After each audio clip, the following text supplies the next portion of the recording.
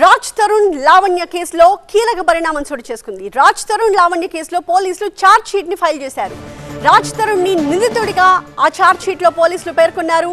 10 ఏళ్లు సహజీవనం చేసినట్టుగా ఆ ఛార్జ్ షీట్ లో పోలీసులు మెన్షన్ చేశారు.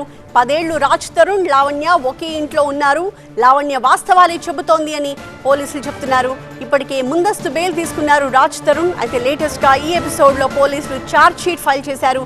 ఆ ఛార్జ్ షీట్ లో 10 ఏళ్లు రాజ్ తరుణ్ లావణ్య ఒకే ఇంట్లో ఉన్నట్టుగా వాళ్ళు చాలా క్లియర్ గా చెప్పారు. లావణ్య వాస్తవాలే చెబుతోంది అని కూడా ఈ ఛార్జ్ షీట్ లో పోలీసులు పేర్కొన్నారు. నటులు రాజ్ తరుణ్ అలాగే లావణ్య కేసులో కీలక పరిణామం చోటు చేసుకుంది. రాజ్ తరుణ్ మోసం చేశాడు అంటూ నటి లావణ్య కొన్ని రోజుల క్రితం పోలీసులకి ఫిర్యాదు చేయడంతో కేసు నమోదు చేశారు. తాజాగా దీనికి సంబంధించిన ఛార్జ్ షీట్ ని దాఖలు చేశారు పోలీసులు. రాజ్ తరుణ్ ని అందులో నిందితుడిగా చేర్చారు. రాజ్ తరుణ్ లావణ్య 10 ఏళ్ల పాటు సహజీవనం చేసినట్టుగా ఆ ఛార్జ్ షీట్ లో స్పష్టంగా మెన్షన్ చేశారు. రాజ్ తరుణ్ లావణ్య 10 ఏళ్లు ఒకే ఇంట్లో ఉన్నారని, లావణ్య చెప్పేవన్నీ వాస్తవాలేనని పోలీసులు తెలిపారు. లావణ్య కేసులో ఇప్పటికే రాజ్ తరుణ్ ముందస్తు బెయిల్ అయితే తెచ్చుకున్నారు. మా ప్రతినిధి ప్రణీత మరింత సమాచారంతో లైవ్ లో సిద్ధంగా ఉన్నారు. ప్రణీత, తాజాగా పోలీసులు మెన్షన్ చేసిన ఈ ఛార్జ్ షీట్ లో ఫైల్ చేసిన ఛార్జ్ షీట్ లో ఇంకా ఏ అంశాలు పేర్కొన్నారు?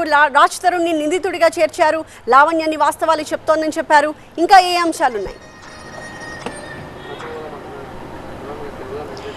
అయితే రాజ్ తరుణ్ లావణ్య కేసులో ఇప్పుడు కీలక ట్విస్ట్ చోటు చేసుకుందని చెప్పొచ్చు. దాదాపు 3 months గడిచిన తర్వాత పోలీసులు ఈ కేసులో టికెట్లకు ఛార్జ్ షీట్ ఫైల్ చేశారు. సో ప్రస్తుతం ఈ కేసులో రాజ్ తరుణ్ని అక్యూజ్డ్గా చేరుస్తూ ఈ ఛార్జ్ షీట్ని పోలీసులు దాఖలు చేశారు.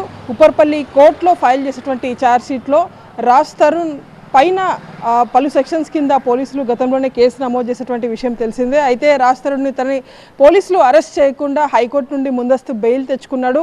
సో అప్పటి నుండి కూడా కేసుకు సంబంధించినటువంటి ఆధారాలు నార్సింగ్ పోలీసులు సేకరించారు.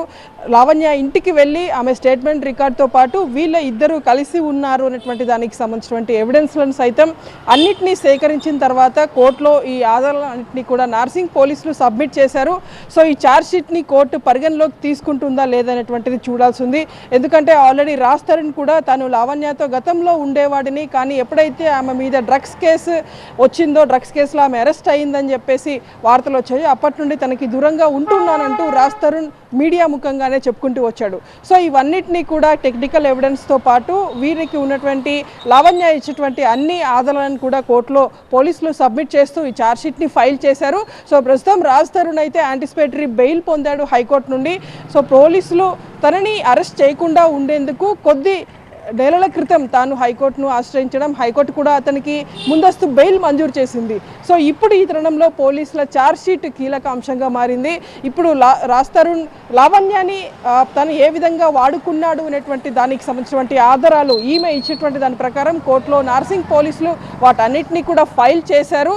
ఉప్పర్పల్లి కోర్టులో రాజ్ తరుణ్ని అక్యూజ్డ్గా చేరుస్తూ నార్సింగ్ పోలీసులు అయితే ఈ ఛార్జ్ షీట్లో ఫైల్ చేశారు. Thank you Praneetha.